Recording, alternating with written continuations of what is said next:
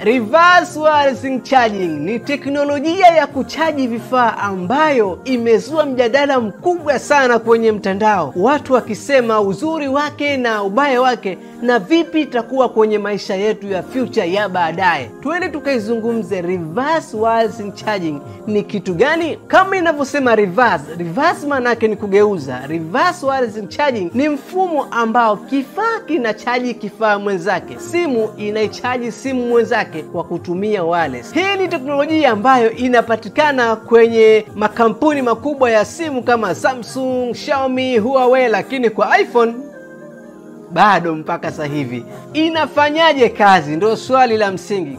Kinachotokea baada ya simu yako kuwa na chaji, unagusanisha na simu nyingine tu kwa kutumia magnetics, ile wireless charge ya kawaida ambayo kwenye simu nyingi za kisasa inayo huku nyuma. Teknolojia hii ina faida kubwa sana, hususan yale mazingira magumu. Mfano mko sehemu hakuna umeme, mwenzako keshiwa chaji, unamgusisha, unamwambia ngoja hapo, unapata chaji, mnaenda zenu nyote mko charged. Mtazamaji, nipe maoni yako. Unadhani reverse wireless charging ina faida kweli au ni mbwembwe tu za makampuni? Je, ungependa kutumia?